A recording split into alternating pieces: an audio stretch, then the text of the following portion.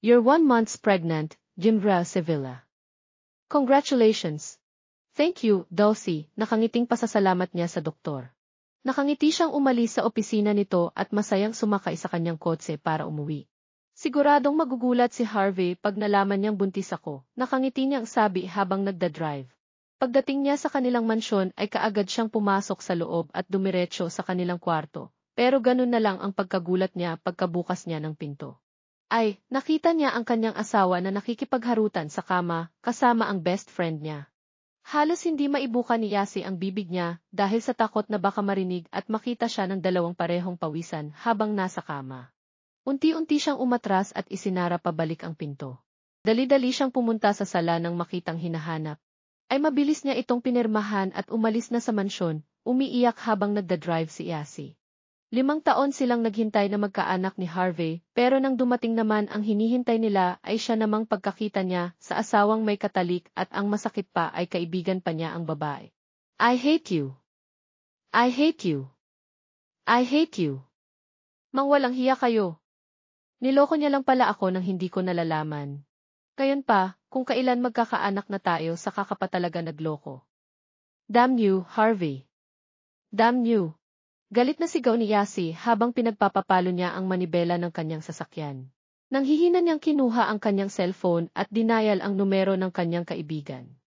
Ali, nanghihina niyang tawag sa pangalan ng kaibigan. Yasi, anong nangyari sa'yo? Nasaan ka? Tarantang tanong nito sa kanya. Hindi na niya napigilan na mapahagulgol sa kabilang linya nang marinig ang pag-aalala nito sa kanya. Nasaan ka ba?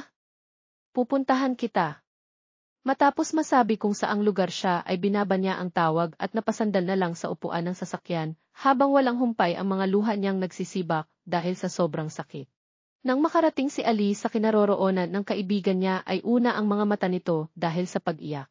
Ano bang nangyari? Ba't ka ba nagkakaganyan? Nag-aalalang tanong niya sa kaibigan. Ali, sabihin mo nga sa akin. Pangit ba ako? Kapalit-palit ba ako kaya ako nagawang lokohin ng asawa ko? Muli ay umiyak na naman siya. Sabihin mo nga sa akin, anong nangyari para maintindihan kita? Haplos niya sa buhok ng kaibigan. Parang kapatid na ang turing ni Ali kay Yasi dahil wala siyang kapatid at mag-isa lang siya at gusto niyang maging kapatid ang babae. Matapos sabihin dito ang totoo ay naikuyom ni Ali ang mga kamay niya dahil sa sobrang galit niya kay Harvey. Ito ang unang pagkakataon na nagloko ang lalaki at hindi niya maintindihan kung bakit ang kaibigan pa ng asawa ang ipinagpalit niya rito. Huwag ka nang umiyak. Tama lang ang ginawa mo. Hindi niya deserve ang isang katulad mo. Tumahan ka na.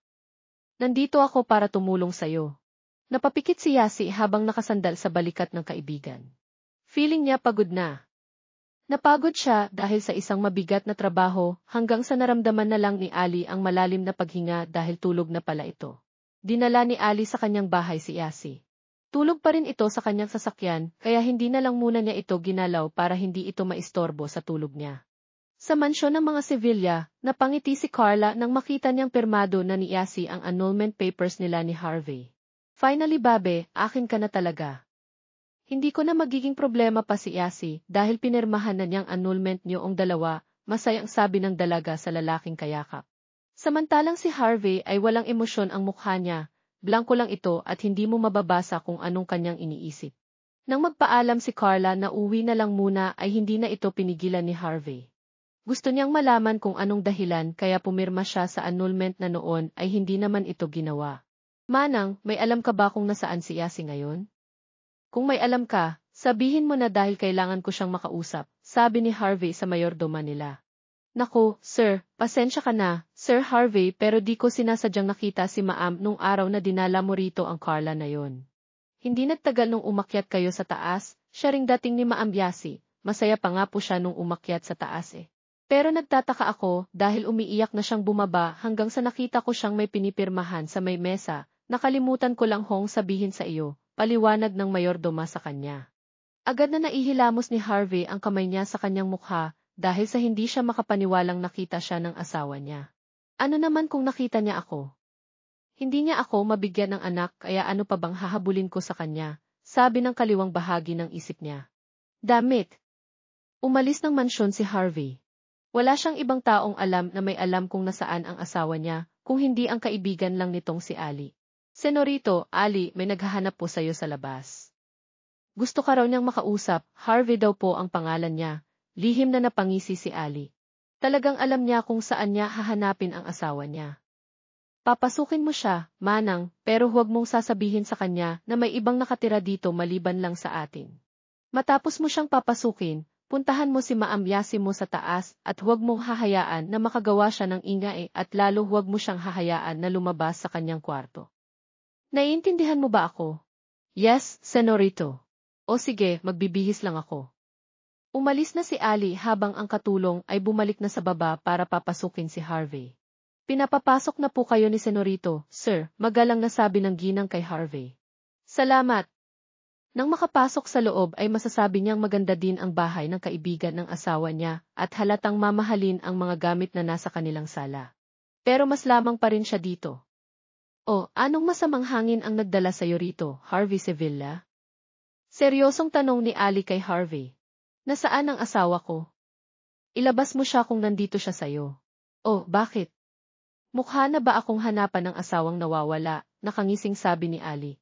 Wala siyang ibang malalapitan kung hindi ikaw lang kaya alam mo kung nasaan ang asawa ko. Sabihin mo na para makuha ko na siya. Ang kapal din talaga ng mukha mo, ano? Matapos mo kaming pag-away ng kaibigan ko, ngayon sasabihin mong nasaan sa akin ang asawa mo. Hindi mo ba alam na galit ako sa asawa mo dahil hindi siya naniniwala sa akin na may iba kang babae na naikama na bukod sa kanya o mas mabuting sabihin na may kabit ka?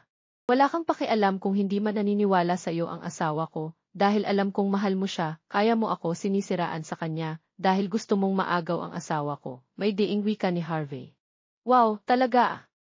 At yan pa talagang pumasok sa utak mo? Wala na akong pakialam sa buhay ninyong mag-asawa at kung iniwan ka man niya, deserve mo yon dahil wala kang kwentang asawa.